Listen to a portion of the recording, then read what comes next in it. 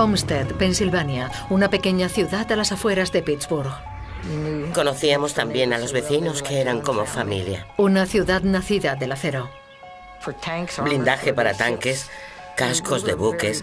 Homestead fue muy importante durante la Segunda Guerra Mundial. Pero a mediados de los 80, US Steel abandona Homestead y con él 15.000 puestos de trabajo desaparecen. Fue un duro golpe para Homestead, casi letal. Pero algo más perturba a esa comunidad tan unida. Un violador aprovecha las noches para atacar a ancianas en sus casas. Fue como si alguien hubiera violado a mi madre. El primer ataque se produjo el 10 de agosto de 1983. Una mujer de 86 años que vive sola es agredida y violada en su dormitorio. El detective Tom Hobart es el primero en acudir. La mayoría de los habitantes se conocían. Si no conocían a alguien en concreto, conocían a sus familiares o a alguien relacionado con ellos. Fue un crimen despreciable. Cada pista que encontrábamos era investigada a fondo. Trabajamos en el caso durante años, pero parecía que todo nos llevaba a un callejón sin salida. Al no practicarse ninguna detención, el caso parece estancarse, pero 2 años después, otra mujer de 61 años es violada en su dormitorio. La agresión es igual que la primera. Yo nací y crecí en esta ciudad. Conocí a las 2 primeras víctimas. Eran nuestras amigas, nuestra gente. Las conocíamos. Conocíamos a sus hijos e hijas. La gente tiende a olvidar y no asociaron los 2 crímenes. Sin embargo, nosotros sí, porque todos los detalles coincidían. Aunque la policía sabe que las violaciones están relacionadas, no tienen sospechosos. La víctima nunca veía nada. Despertaba en plena noche sintiendo algo sobre la cara que él le había puesto. Una almohada, una manta. Siempre les cubría la cara. Las huellas dactilares coincidían, pero no pudimos compararlas con las de nadie. Teníamos coincidencia en las muestras de sangre y en las de vello público. Las pruebas forenses revelaron que se trataba de un hombre negro. Sabíamos que era un hombre bastante grande. Cuando las víctimas le describían, ponía las manos así para indicar lo grandes que eran sus brazos. En aquella zona todo el mundo tenía perros y, sin embargo, ninguno de ellos había ladrado. Sabíamos que el responsable vivía en los alrededores. Debía ser un hombre joven, debido a su modo de entrar en las casas. Debía ser fuerte y ágil. A nivel forense, teníamos las pruebas desde el principio, pero no teníamos sospechoso. Pero también se producían otros delitos. Esta es una ciudad pequeña, al igual que el departamento de policía, así que no podíamos centrar nuestros recursos tan solo en estos casos. Aunque el violador deja pistas, la policía sigue sin tener un sospechoso y no se produce ningún arresto. Pero 18 meses después, se produce un tercer ataque. Una viuda de 75 años es violada en su dormitorio.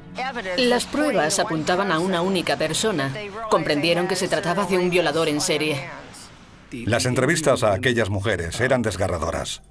Les resultaba muy embarazoso hablar conmigo de lo ocurrido. Yo era un hombre joven y aquello era un tema muy personal. Proteger a esta comunidad era nuestra única misión.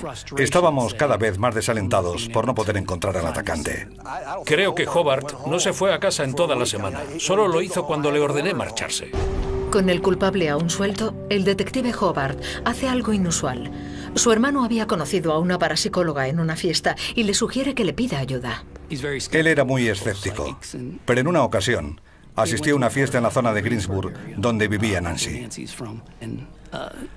Allí conocí a una parapsicóloga que le dijo cosas que le resultaron increíblemente acertadas. Ya habíamos investigado todas nuestras pruebas y ninguna nos condujo a ninguna parte. Si preguntas a un policía cuál es su modus operandi, responderá que su metodología es tangible. Como todos trabajamos de forma análoga, a veces solicitamos ayuda externa que pueda ofrecernos una perspectiva diferente. Ya sea veraz o no, es una nueva visión. Mi hermano me sugirió hablar con ella y lo hice. Al principio me reí de él, pero luego me di cuenta de que iba en serio y le dije, de acuerdo, probemos a ver qué pasa. No tenemos nada que perder. Nancy Meyer es una parapsicóloga especializada en lo que ella llama cobertura.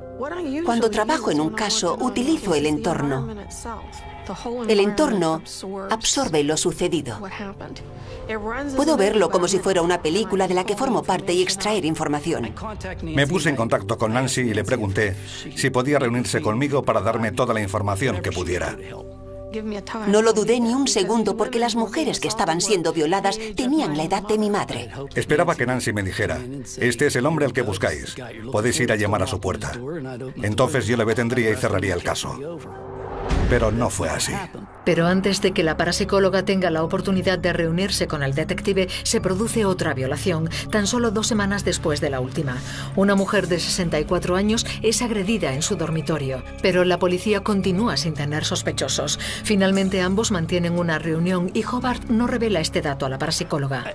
Quería que fuera ella quien me contara cosas, no al revés. Ella me pidió que la acompañara a la zona en la que se habían producido las violaciones, porque así captaría mejor las vibraciones de lo sucedido y me daría más información. Yo caminaba unos pasos por detrás de Nancy y ella me iba guiando. Al pasar por las 2 manzanas en las que las 4 mujeres han sido violadas, Nancy Meyer comienza a tener visiones de las agresiones. Se detuvo varias veces delante de una de las casas y dijo: recibo malas vibraciones de esta casa. Las violaciones fueron tan violentas que las notaba incluso en las paredes de las casas. De acuerdo. De algún modo, Nancy facilita información muy precisa que solo la policía conoce. Increíblemente indica a los detectives en qué casas se han producido las agresiones. Que señalara las casas donde había tenido lugar los ataques fue impresionante. Me dijo cosas que nadie le había contado, pero que yo sabía que eran ciertas. Ahora Nancy afirma poder ver esas agresiones. En las imágenes vi que se trataba de un afroamericano. Este era su barrio. Conocía las calles, sabía cómo ir de una casa a otra, incluso reconocía a la gente. Y cuando le vi trepar por la fachada de una casa, pensé que aquel tipo era como Spider-Man. Subía por las tuberías y por los laterales de las casas para entrar por las ventanas. Obviamente disfrutaba del riesgo. Al describir su forma de entrar en las casas, fue increíblemente precisa. Era como si supiera lo que había sucedido. Entraba por las ventanas y se quedaba observando a sus víctimas mientras dormían. Cuando llegamos a la 4ª casa, me resultó muy obvio que repetía exactamente los mismos patrones en cada una de las viviendas. Pero a continuación revela al detective un dato que él desconoce. Había una farola encendida y al girarse para mirar a la calle, vi su cara perfectamente. Le dije que si sabía dibujar, que por favor lo hiciera. Y me dijo que sí. Y exclamó: ¡jo! Digo, vaya, ya tenemos la pista que estábamos buscando. ¿Pero es eso suficiente para atrapar a un violador en serie antes de que vuelva a atacar? En Homestead, Pensilvania, un desconocido está atacando a ancianas en sus casas. Desalentada, la policía pide ayuda a una parapsicóloga, Ya sea información veraz o no, es información nueva. que afirma haber visto la cara del atacante. Y al girarse, vi su cara perfectamente. Algo que nadie había logrado hasta ese momento. Ya tenemos la pista que buscábamos. La descripción que hace Nancy del violador resulta tan precisa que el detective Hobart decide hacer un retrato robot. Tiene la cara ancha y los ojos son... Casi siempre usamos retratos robots para descartar a personas y concretar quién puede y quién no puede ser el autor. Así que pedimos a un artista que hiciera varios bocetos. Eran muy detallados, porque iba cambiando todo lo que Nancy pensaba que no estaba bien. ¿Algo más? Lleva un sombrero de cuero. Cada vez que le veo, lleva ese sombrero. Lo habitual es eliminar cualquier complemento del retrato robot para centrarse en los rasgos del sospechoso, pero crear un retrato robot partiendo de la descripción de una parapsicóloga tampoco es algo habitual. Yo estaba a un lado, no para intervenir en las explicaciones que Nancy daba al artista, sino para acompañarla. Fue un largo día. El sombrero no está bien, tienes que inclinarlo hacia este lado. Tanto el dibujante como yo comenzamos a sentirnos frustrados. Solo era un sombrero, nada más. Pero ella insistía en que tenía que ser tal y como decía. Discutimos sobre el sombrero. No se dibuja un sombrero en un retrato robot. Va en contra del protocolo, no se hace. Y le dije, sí, pero si quieres que lo reconozcan, hay que dibujarle el sombrero porque nunca sale sin él. En cuanto a su valor como pista, bueno, cualquiera podía tener un sombrero así. No era importante, mucha gente lo lleva. Nancy dijo que se trataba de un sombrero negro de cuero y se refería a él constantemente. Lo sentí por el dibujante. Tuvo que cambiarlo varias veces. Dijimos a los agentes, este no es un retrato robot oficial, no lo ha descrito la víctima de una de las violaciones, sino Nancy, una parapsicóloga. Como todos saben, un retrato robot nunca será igual que una fotografía. Pero al mirarlo pensamos que al menos era mejor que nada. Tiene una nariz muy ancha. Pero antes de que el retrato robot se difunda, el violador ataca de nuevo. 24 de abril de 1987. Solo 5 semanas después de la última agresión, una viuda de 76 años es asaltada en su propia casa. Cada ataque era peor y más violento que el anterior. Toda la ciudad está en alerta. No era pánico, pero sí miedo, sin duda. Creamos un equipo de trabajo y salimos a las calles todos los días. Había muchos policías del condado de Allegheny y de la oficina del sheriff. Al intensificarse las agresiones, la policía vuelve a pedir ayuda a la parapsicóloga, pero esta vez ella adopta un enfoque diferente. Le dije, debemos adelantarnos a sus acciones. Y me centré en captar dónde se produciría la próxima agresión. Al cruzar una calle, recibí vibraciones de un hombre que había caminado por allí de madrugada, observando cuándo se apagaban las luces de las casas. Sentí que era un recorrido habitual que hacía y le dije a Tommy, debe vivir por aquí cerca porque no dejo de sentirlo. Y lo que la parapsicóloga dice a continuación es lo último que la policía quiere oír. Nancy dijo, tenemos que atrapar a este hombre. Tenemos que atraparlo pronto porque... va a cometer un asesinato en lugar de una agresión. Con la nueva revelación de la parapsicóloga, la investigación da un giro sorprendente. Le sentí examinando la casa muy de cerca. Me dijo, esta no es una de las víctimas, pero percibo muy mala energía en esta casa. ¿Sabes quién vive aquí? En la casa no había ningún indicio que revelara quién la habitaba. No había nombre en la puerta ni nada de eso. Era como cualquier otra casa. Pero cuando Nancy la eligió, un escalofrío me recorrió el cuerpo, porque sin motivo alguno había señalado una casa concreta, sin saber quién vivía en ella.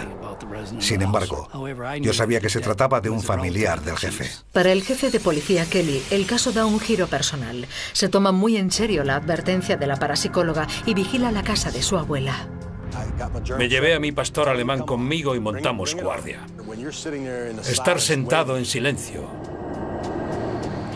a la espera de que suceda algo brutal, me hizo ser consciente de que podía ser una situación de vida o muerte. Era consciente de hasta el más mínimo ruido. El corazón me latía a toda velocidad. Se me disparó la adrenalina. Si me había afectado cuando me enteraba de aquellas pobres mujeres agredidas, esta vez era personal. Pero la abuela del jefe no sería la siguiente víctima del violador. 2 semanas después de la escalofriante predicción de Nancy, una calurosa noche de junio, una mujer de 86 años que vive a pocos metros de la abuela del jefe se convierte en su 6ª víctima. Quedé impresionado. Aquella mujer era vecina de mi abuela, incluso llevaban el mismo apellido. De hecho, estaban emparentadas. Fue como decir, sé que estás ahí y aún así puedo seguir haciendo esto. A pesar de trabajar día y noche, la policía no está más cerca de atrapar al esquivo depredador sexual.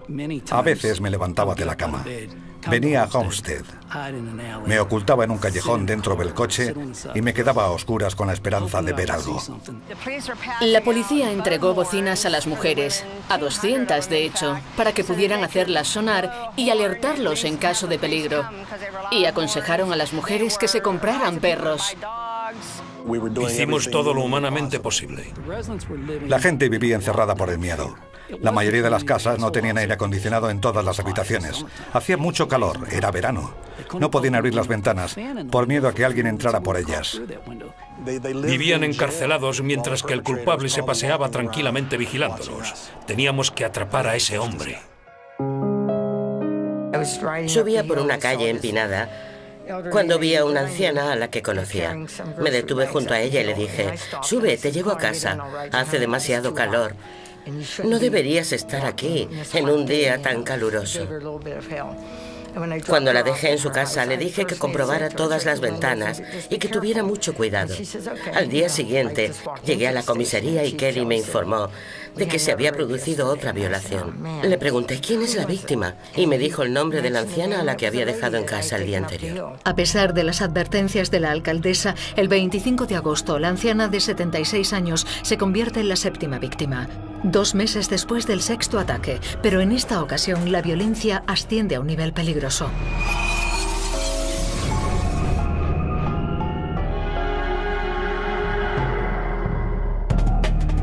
El miedo se ha apoderado de Homestead. Un violador en serie está atacando a ancianas y la policía parece incapaz de detenerlo. Es nuestra gente, las conocemos. Habíamos investigado todas nuestras pruebas y ninguna nos condujo a ninguna parte. La parapsicóloga Nancy Meyer colabora en la investigación. Está en lo cierto. Si no atrapan pronto al violador, no tardará en convertirse en asesino. Cometerá un asesinato en lugar de una agresión.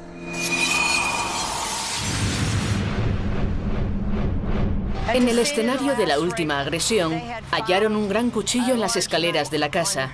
Él había amenazado con cortarle la garganta si no dejaba de resistirse.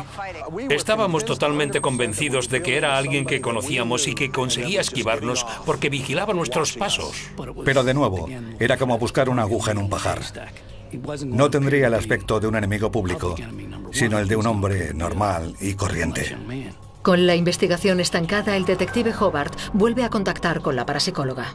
Tras producirse la última agresión, Nancy y yo volvimos a hablar.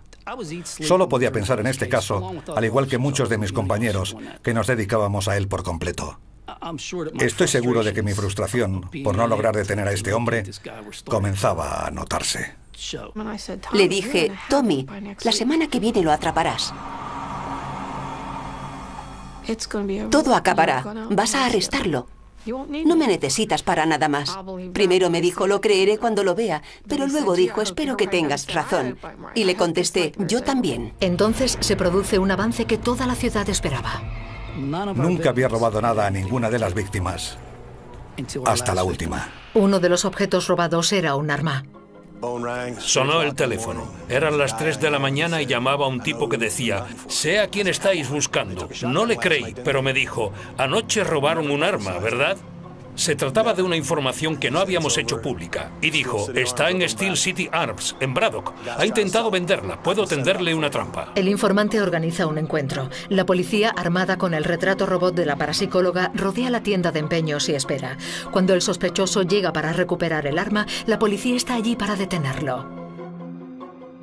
Yo tenía el retrato robot en el asiento del copiloto. El sospechoso se giró y miró en mi dirección. Y pude ver que se trataba prácticamente de una fotografía de ese hombre. Por supuesto, en aquel momento comencé a creer ciegamente en los parapsicólogos. Cuando regresó a recuperar su arma, la policía estaba allí para detenerlo y acusarlo de tener una propiedad robada. Hasta ese momento, no habían conseguido sus huellas. Lo llevamos a comisaría. Le leímos sus derechos y le tomamos las huellas dactilares. Había un fiscal presente aconsejándonos qué hacer en cada momento y medimos nuestros pasos para que no hubiera ningún error. Aquel hombre iba a ir a juicio y no queríamos que ningún error le salvara. No se libraría por cuestiones técnicas. Llamamos a un experto en huellas y al compararlas, nos miró y dijo, señores, se terminó. Cabría esperar que todos en la sala hubieran empezado a chocar las manos o a gritar de alegría, pero no se oía absolutamente nada. Las huellas dactilares, las pruebas forenses, todo encajaba. Tras 4 años y 7 violentas agresiones, Dennis Foy, un varón de 22 años, es detenido. Desempleado, Foy vive con sus padres en la misma manzana donde tiene lugar una de las violaciones. La detención de Foy en 1987 tiene lugar después de que su caso haya tenido cobertura nacional. Lo lamento por las víctimas. Ahora ya podemos dejar esto atrás. Menos mal que las mujeres violadas tuvieron la valentía necesaria para testificar en el juicio. 3 viudas y una mujer que nunca llegó a casarse, de hecho había contado a la policía que era virgen, testificaron con todo detalle. Un año después, en el juicio, Foy se enfrenta a las mujeres a las que ha agredido. Durante el proceso, el jurado escucha los detalles íntimos del terror desatado por Foy. Conocía a las víctimas y las vigilaba, esperando la mejor oportunidad.